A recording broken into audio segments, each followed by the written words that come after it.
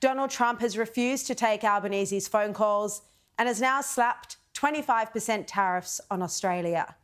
This is a direct result of Australia having a left-wing, weak Prime Minister in Albanese who's repeatedly voted against American interests at the United Nations and has cozied up to China.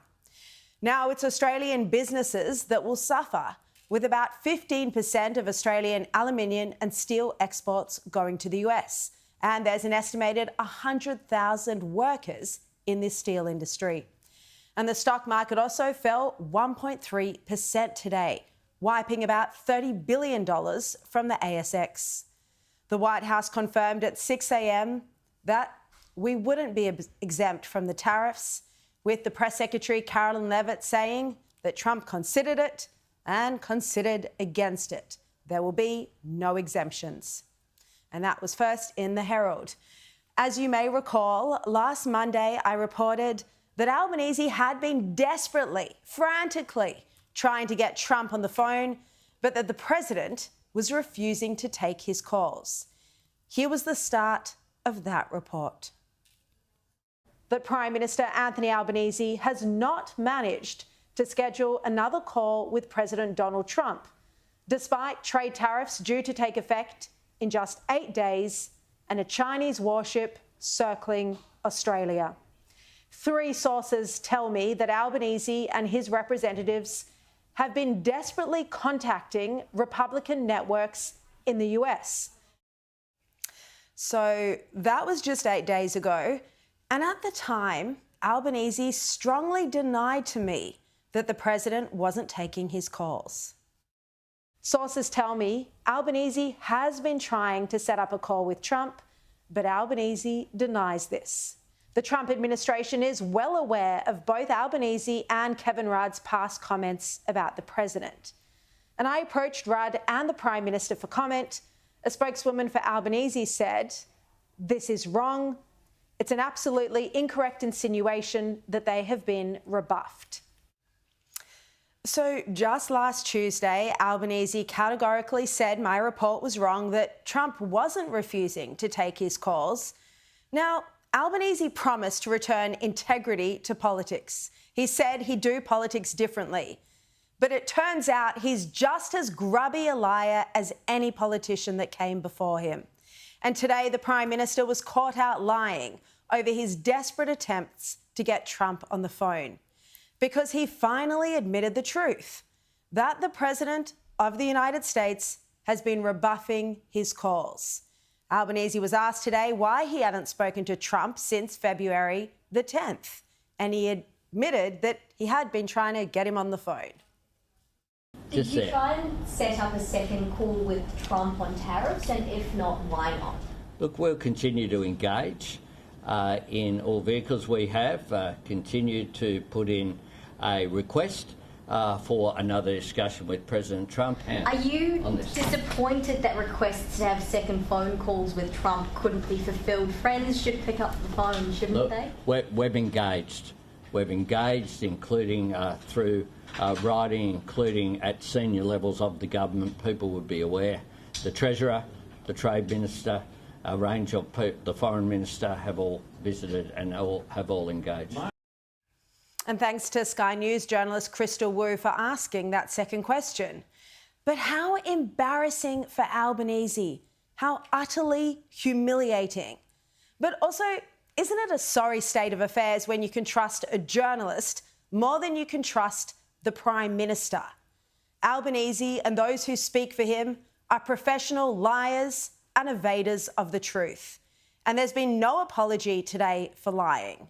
The reality is Trump hasn't taken his call. He's busy, sure, but Trump works on relationships, leader to leader, man to man.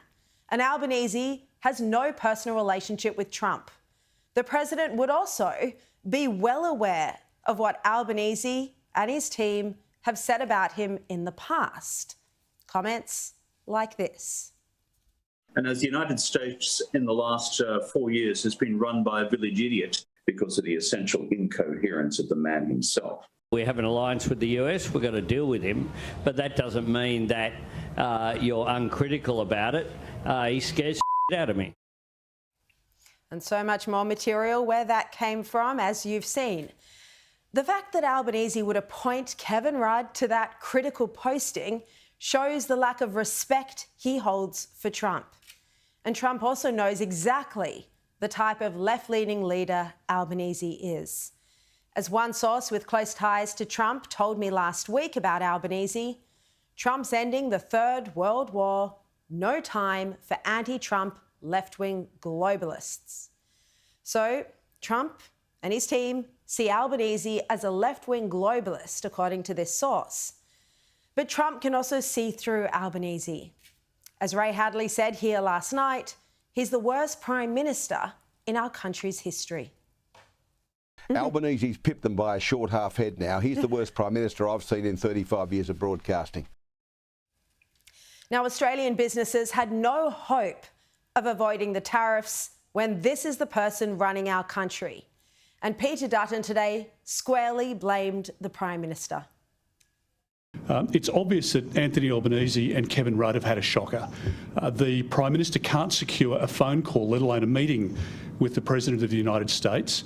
And how on earth can an outcome be negotiated if the President won't even take the Prime Minister's call?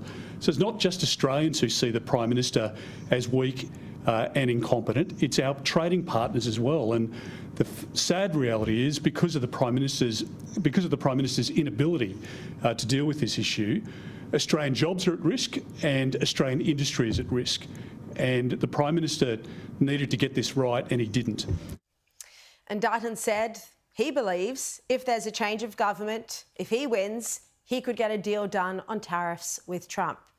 Now, we don't know if this is true, but we do know that former Prime Ministers Malcolm Turnbull and Scott Morrison have previously negotiated exemptions with the last Trump administration.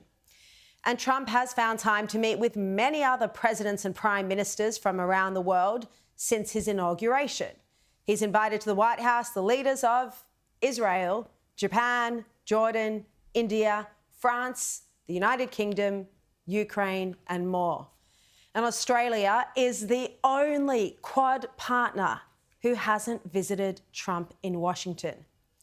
Now, this is all highly damaging for Albanese with a federal election looming.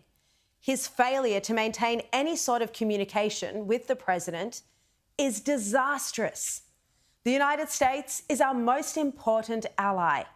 We have crucial strategic ties, strong economic bonds, and shared democratic values. Long term, the relationship will endure, despite the incompetence of our increasingly weak leader. But in the short term, it's Australian businesses and families who'll suffer the most.